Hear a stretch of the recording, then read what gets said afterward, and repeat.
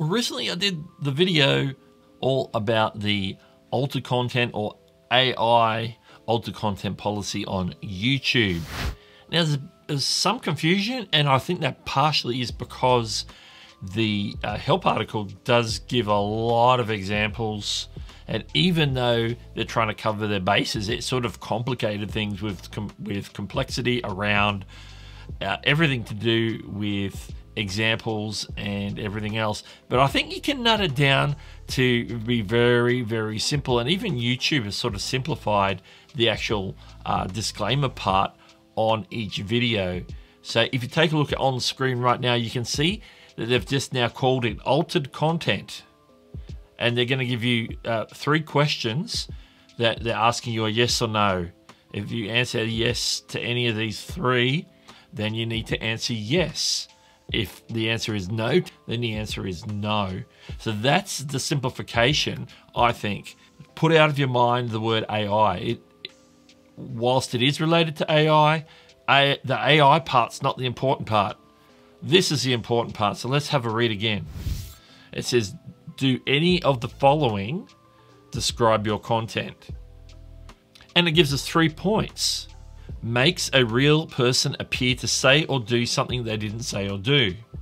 So we're putting words in people's mouths, and we're making it look like somebody has said something that they didn't actually say. Number 2, alters footage of a real event or place. Are we doctoring footage in any way? Are we making alterations for the purposes of maybe being misleading in some way, but not necessarily? Number 3, generates a realistic looking scene that didn't actually occur. So we could be using AI or similar software to create a scene that looks realistic, like it could be real, because it's not based in fantasy, but it's based in reality. It's a real landscape on Earth or in space or something like that, and we're making something happen as didn't actually happen. And we're not talking about storytelling here, we're talking about making out that it's the real deal.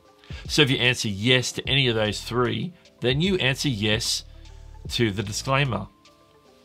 If you say no to all 3, then you answer no on the disclaimer, and that's as simple as you need to get it.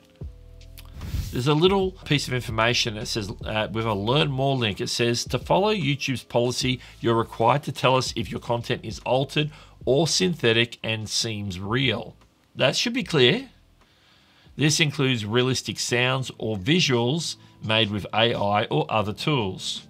Selecting yes adds a label to your content. So all the disclaimer is going to do is put a label on your content. It is not going to hold your content back. Now, YouTube are going to be really happy that you're disclosing this information, so you're not going to get penalized for saying yes. Now, when you click learn more, it will take you to the article that I went over in the main video. So it does get complicated in the sense that it gives you a lot of information to go through. But to keep it real simple, it's just what I've gone through here on this video today.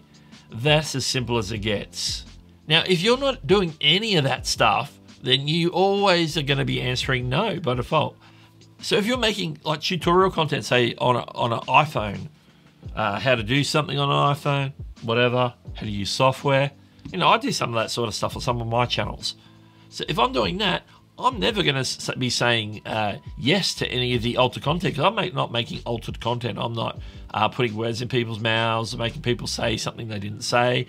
I'm not presenting a real place or event in any sort of deceptive way, because I'm just talking about my iPhone. You know, there's no altered content involved. Keep that in mind when you see that particular thing. It is not overbearing. It is not meant to scare you.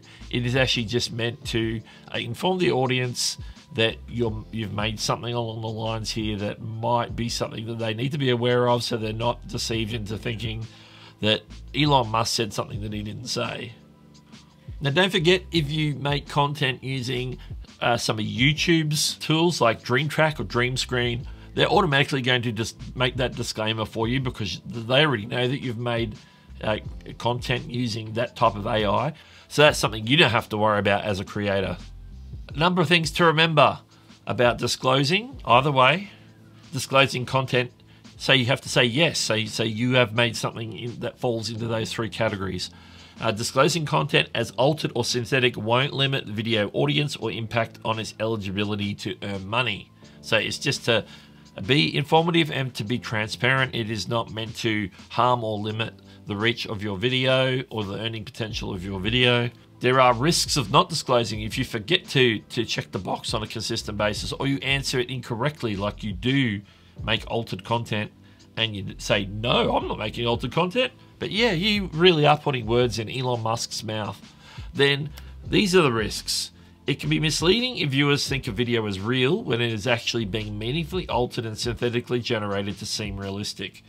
When content is undisclosed, in some cases, YouTube may take action to reduce the risk of harm to viewers by proactively applying a label that creators will not have the option to remove.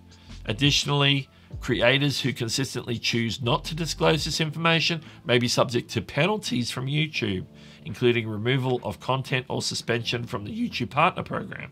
So that's only a concern if you're making this type of altered content and not disclosing it like you should. If you're making other stuff and then you forget to fill the box in, and then you should be fine. Or if you're just saying no all the time, maybe you accidentally answer yes one time and it's no, that's no big deal. That, you know, you're not going to get penalized for making a mistake one time. So make sure that you just answer consistently, correctly, and everything's going to be good.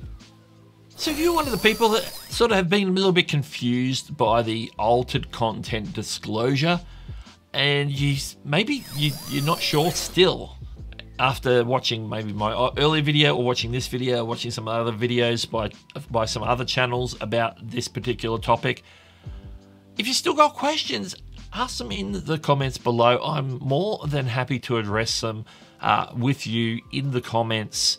Let me know briefly your scenario, and I'll let you know this is my opinion, what I think you should do.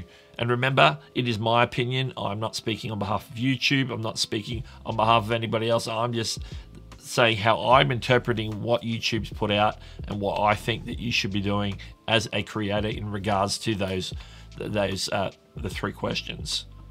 I think it's pretty clear cut, but if you're having problems, let me know. Hopefully I can help you clear it up. And you know, I've talked about that video where we went into the deep dive, where we went through the documentation that YouTube gave us. If you want to check that video out, it's going to be up here right now for you to watch. And in the meantime, this is Doug, and I'll catch you later.